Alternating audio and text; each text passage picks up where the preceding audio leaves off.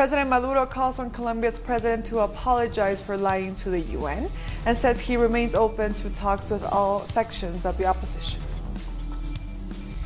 A constitutional crisis looms in Peru as the president could soon dissolve Congress and call for early elections. And massive protests on the streets of Haiti continue to demand that President Morris resign. Hello and welcome to Telesur English. I am Estefania Bravo. This is from the South. Today we begin in Venezuela, where President Nicolás Maduro has been speaking to the media after what he called a highly successful week of diplomacy for Venezuela. He talked about the UN General Assembly and called on the Colombian President Iván Duque to apologize for lying to the United Nations in his effort to justify military action against Venezuela. But you should apologize to the whole world, to the people of Venezuela for the lies you took to the United Nations. The first time that a president of such an important country lies in such a vulgar, shameless way in the United Nations. But you should ask forgiveness to the Colombian people. These are the photos. False photos presented by Iván Duque in the UN. This was supposed to be a picture of the ELN in a Bolivarian school in the state of Táchira, in the Venezuelan state of Táchira. What a lack of respect. Imagine, in a school, here we have free quality education for all children, not like in Colombia. And they said this was a school in Táchira, but in fact, it was a photo from Colombia, from the 7th of June in Cauca, in Colombia. The newspaper El Colombiano, which usually attacks Venezuela in the Bolivarian Revolution, said these photos were false. They weren't from Venezuela at all.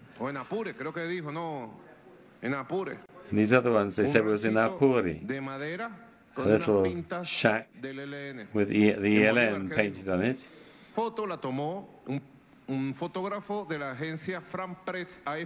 This is a photo from AFP, which was taken on the 20th of September 2018 in Catatumbo, in Colombia. President Maduro also repeated that the Bolivarian government remains open to talks with all sections of the opposition. We will keep on demanding that we gather to demand the cease actions against Venezuela. This would be the first point on the agenda, the cease of the threats on the military front. We will continue to demand the respect to the territory of Guayana Esequiba for Venezuela, that we all signed the defense of the Guayana Esequiba for Venezuela. We will keep on insisting that we're able to attain all of the international guarantees for the parliamentary elections with the presence of the entire world. Peru is facing a constitutional crisis as the president could soon dissolve Congress and call for early elections. The Congress has begun debating a confidence vote proposed by President Martín Vizcarra. On Sunday, the president warned he is willing to dissolve Congress if it continues to designate new judges to the Constitutional Court. However, this Monday afternoon, the Congress elected 2 more members of the court. Meanwhile, hundreds of protesters took to the streets outside Congress to demand the immediate closure of Parliament, which they say is corrupt. Protesters held banners and chanted slogans saying, "Peru, I love you. That is why I defend you." Our correspondent Jaime Herrera sent us this report a little earlier. The Prime Minister, Salvador del Solar, and his cabinet were received in the Ambassadors' Hall of the Peruvian Congress. While in parallel, the spokespeople of the different political parties in Congress were holding their own meeting. The question facing them was what they would discuss first. Would it be the election of new members of the Constitutional Court, or would they first discuss the request for a confidence motion presented by President Martín Vizcarra? This request has to be done precisely with a change to the law which establishes how these judges are appointed to the Constitutional Court. There are two possible outcomes here. If the spokespeople of the parties decide to elect the members of the Constitutional Court first and put off until later the question of confidence, President Vizcarra, as he made very clear yesterday, will take it to mean that they have rejected confidence in the government, and therefore he will use his constitutional powers to dissolve Congress immediately. This could happen in the coming hours. However, the pro-Fujimori camp in Congress and their allies in the APRA party argued that the Congress has the power to elect these judges and can postpone the question of confidence for up to 2 weeks. So they say that if President Vizcarra dissolves the Congress in this way, he will be acting unconstitutionally, and therefore may even seek a declaration that he has vacated his post as president. So this is a very sharp confrontation we have, which could be resolved in removal of Congress or the president. Or it could even lead to the armed forces or the police being deployed to enforce the position of one side or the other. In the streets, there have been demonstrations since last night to demand that Congress be shut down. They say this is one of the worst Congresses Peru has ever seen, and it shouldn't be allowed to block plans for development and the struggle against corruption. We thank Jaime Herrera for that report. The official number of people killed in the Bahamas by Hurricane Dorian has risen to 58.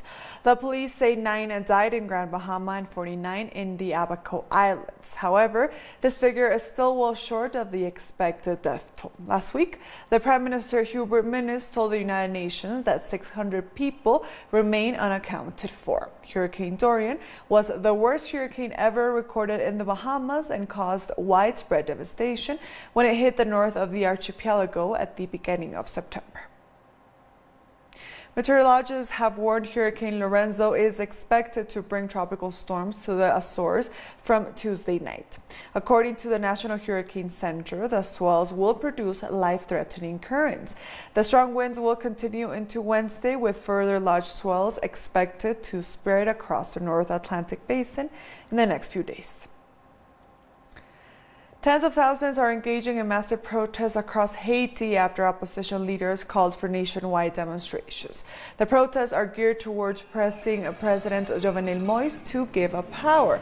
Residents in Haiti's capital, Port-au-Prince, stood in long queues on Sunday to obtain fuel, water, and other basic supplies before the next round of demonstrations. Many expressed hope Monday's rallies could not be a repeat of Friday's demonstrations, during which several homes and businesses were burned and police fired tear gas at protesters. The streets are not good for me this morning. I am suffering. I have my wife and kids. I haven't been able to feed them. So the situation in the streets are not good for me this morning. Caribbean Youth Day is being celebrated across the region and will explore education. This year's theme is confronting the social issues impacting education for an economically sustainable region. Since 1985, Caribbean Youth Day has been observed annually on September 30th.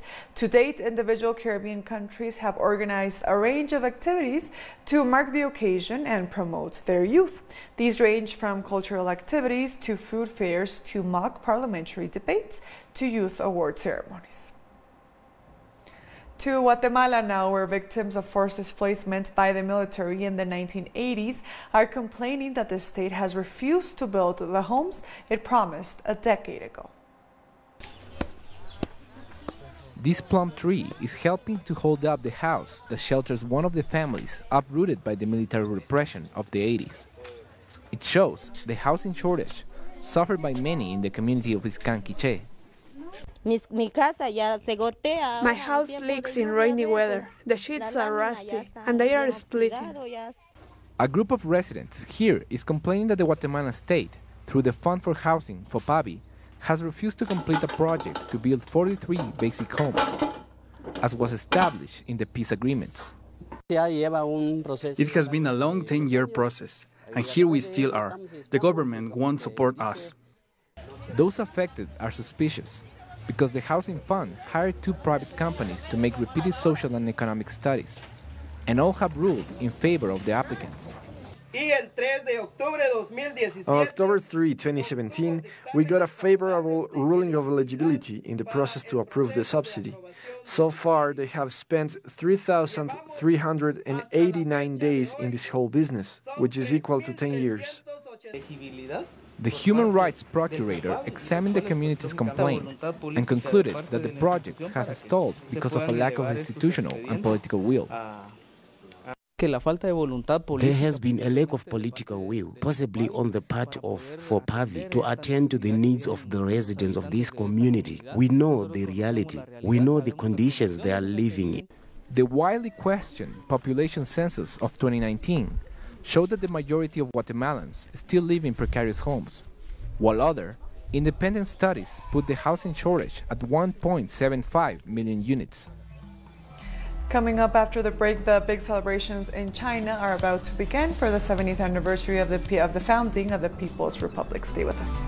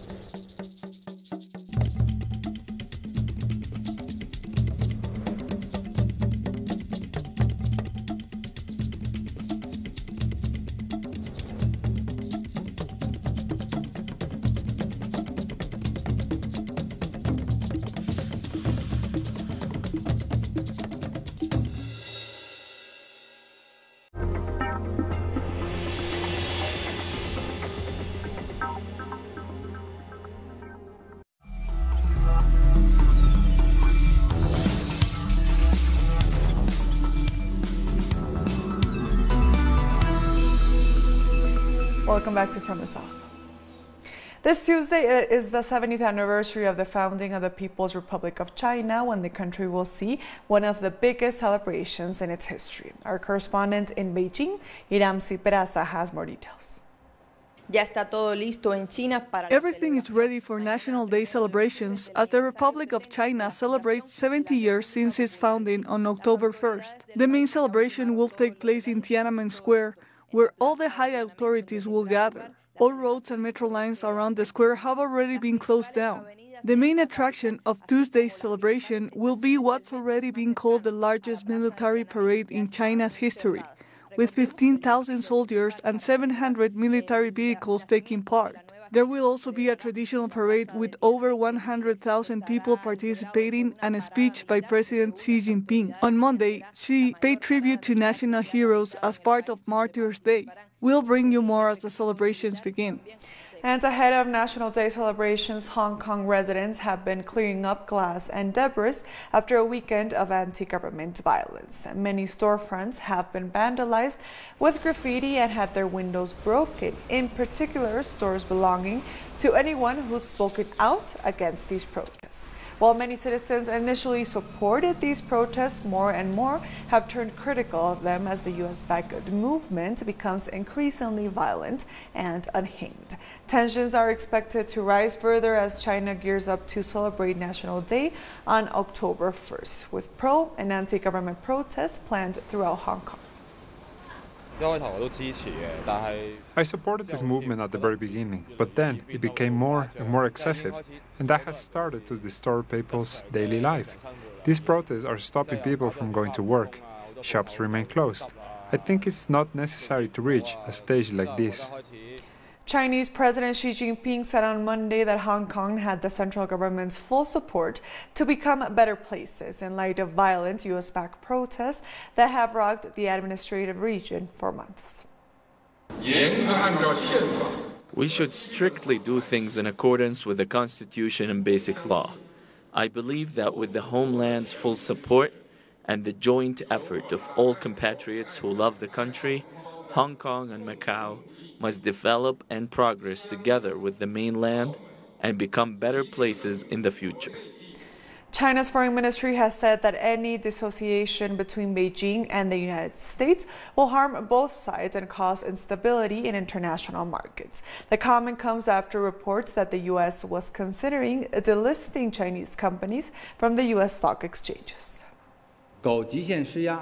Exerting maximum pressure and even seeking the forced decoupling of China-US relationships will harm the interest of Chinese and American companies and people, create turmoil in financial markets, and endanger global trade and economic growth. This does not accord with the interests of the international community. We hope the United States will work with China to continue to deepen economic and financial cooperation, and that the United States will meet with China halfway and take a constructive attitude towards finding ways to resolve issues. Moving on, a national dialogue has been launched in Cameroon in an attempt to end a separatist conflict in the Anglophone provinces, though key leaders have refused to participate. The talks led by Prime Minister Joseph Dion Nkute are scheduled from this Monday to Friday at the Congressional Palace in the capital, Yaoundé. Nearly 3,000 people have been killed and 500,000 have fled since fighting broke out in 2017 between the army and local residents who want independence for Cameroon's 2 English-speaking provinces. The rest of the country speaks French. Pay tribute to all the innocent victims of the atrocities of the last 3 dark years. Allow me at this juncture to please ask you to stand up and observe a minute's silence in memory of the innocent victims of this conflict.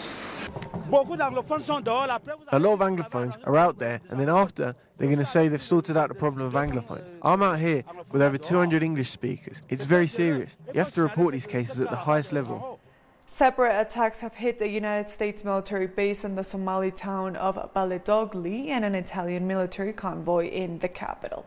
Italy's defense ministry said in a statement that the convoy had been hit by an explosion, but no injuries were reported so far. Also on Monday morning, there was a bomb attack followed by small arms fire at a base operated by U.S. Special Forces who train Somali commandos. Officials say a car bomb was used to blast through the gates before fighters went inside. The Al-Shabaab group claimed responsibility for the attack. According to officials, the group has been pushed back. In Gambia, hotel owners are trying to cut down on losses after the collapse of the British tour operator Thomas Cook. The government has organized 2 emergency meetings to find a solution before the country's tourist season begins in November. The British holidaymaker was one of the largest tourist outfitters in the West African country, with 45% of tourists entering the country. Thomas Cook alone brings in about 57,000 clients to this country.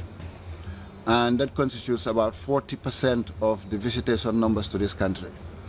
So it is something that did not go down well with the entire country, not only the tourism fraternity, but the entire country because of its tripling effects to the economy of the country.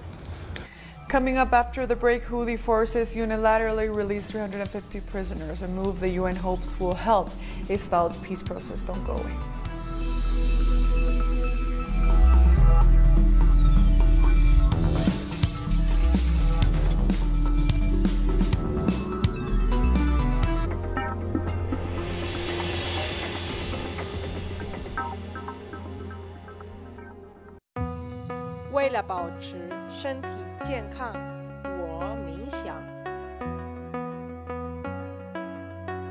Para mantenerme saludable, yo corro. To keep myself healthy, I study. Για να διατηρηθώ υγιής, τρέφομαι σωστά. Para mantenerme saludable, yo bailo. Para mantenerme saludable, yo purifico mi espíritu a través del cuerpo. ¿Y tú? Guide your body. Tuesdays, only on Telesur.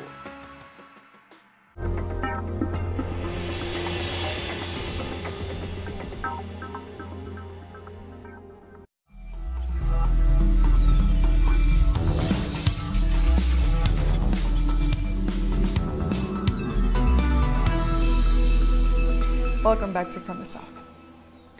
At a news conference, a spokesman for the Iranian government said that during President Rouhani's recent visit to New York, the U.S. administration prevented a diplomatic solution to the country's ongoing issues.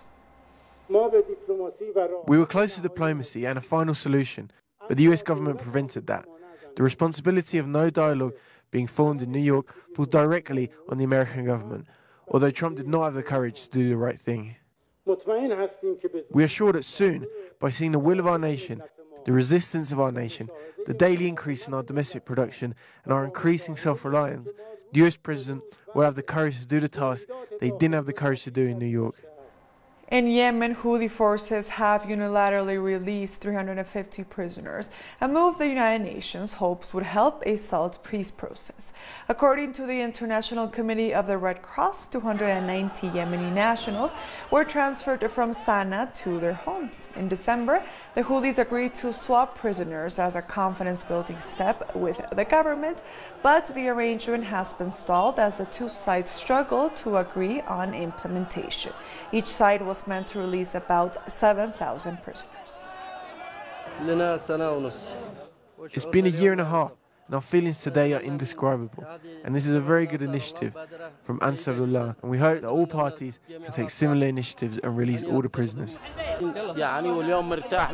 We suffered in prison, and today I feel at peace because of my release. It's such a joy, and we hope that this humanitarian file is prioritized, even from a religious point of view. Residents of Ramallah have protested against the torture of a Palestinian by Israeli security forces. According to the Palestinian Prisoners Support Group, Samer al-Bird has been hospitalized after suffering serious complications due to torture during interrogations in an Israeli jail. He is being held for allegedly being a member of a group accused of carrying out a bomb attack in the West Bank in August. His lawyer said al-Bird has suffered several broken ribs and kidney failure.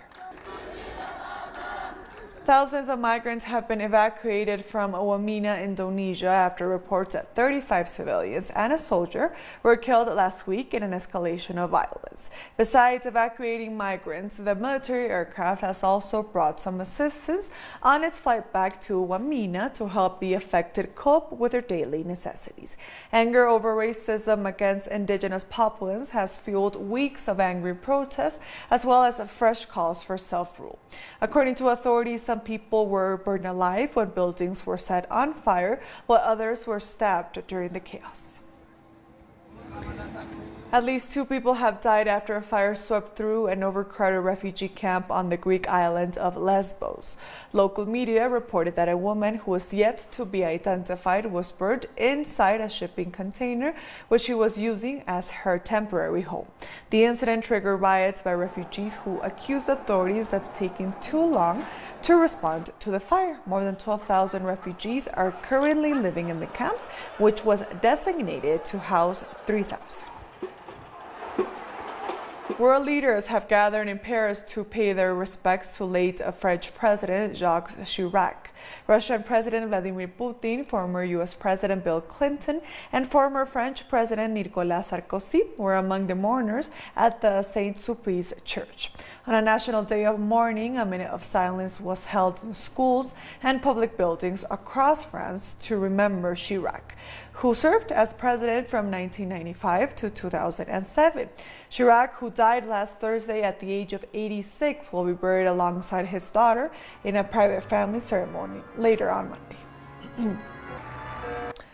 The founder of WikiLeaks, Julian Assange, has won an award for his defense of the truth. The presentation was made outside the prison in London, where he is awaiting possible extradition to the United States. Our correspondent Pablo Navarrete reports. On Saturday, a rally was held in support of WikiLeaks founder and whistleblower Julian Assange outside the high-security Belmarsh prison in southeast London, where he is currently being held by the UK government while courts decide on whether to accept a US government request for his extradition. Assange was awarded the Gavin McFadden Award for extraordinary courage and self-sacrifice in the service of truth, which his father John Shipton received on his behalf from Eileen Chubb from the Compassion in Care organisation. Gavin McFadden Award is an award given by whistleblowers, only whistleblowers can vote, for a journalist or publisher who's helped them expose wrongdoing, or as a Lifetime Achievement Award, which is what we gave today to Julian, for services to the truth. far as we are concerned, he is a hero. In the same week as the award was given, the Spanish newspaper El País reported that Undercover Global SL, a Spanish defense and private security company that was charged with protecting the Ecuadorian embassy in London during Assange's stay there, spied on the WikiLeaks founder for US intelligence services. David Morales, the owner of the company, supposedly handed over audio and video to the CIA of meetings Assange held with his lawyers and associates. Morales is now being investigated for this activity by Spain's High Court, the Audiencia Nacional. At the London rally, some high-profile supporters were scathing of the UK government's treatment of Assange.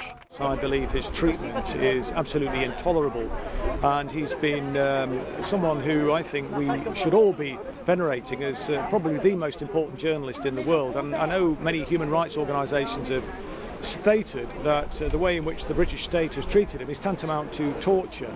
And I think it's really crucial that we stand together to try and prevent the government from extraditing Julian.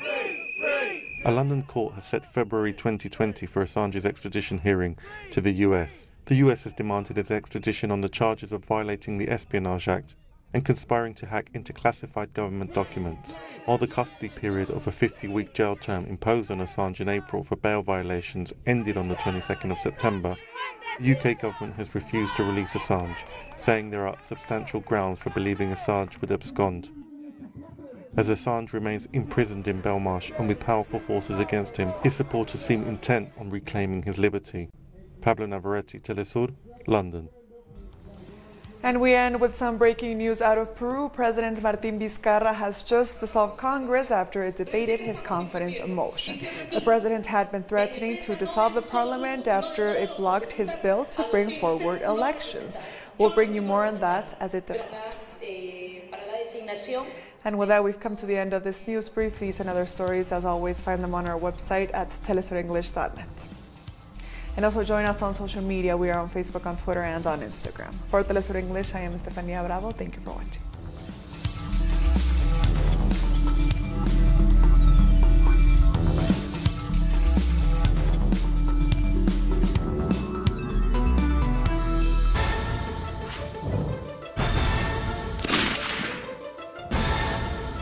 Who's moving the chessmen?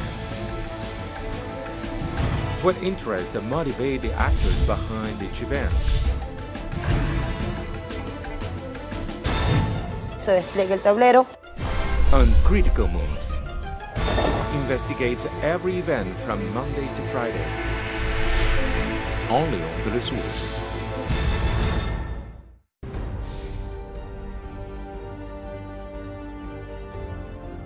Acompañamos a los pueblos que resisten en cada una de sus luchas.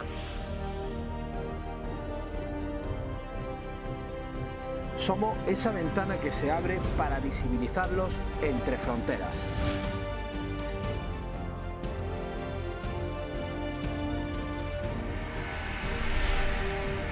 Thursdays, only on Telesur.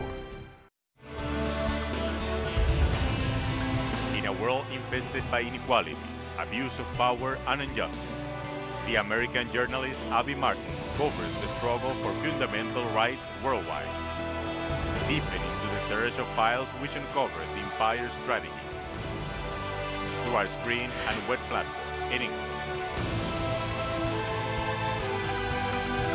The Empire Files with Abby Martin. Tuesday, only on Telesur. A review of the world news that investigates, incites analysis, and induces criticism, because every event has a context.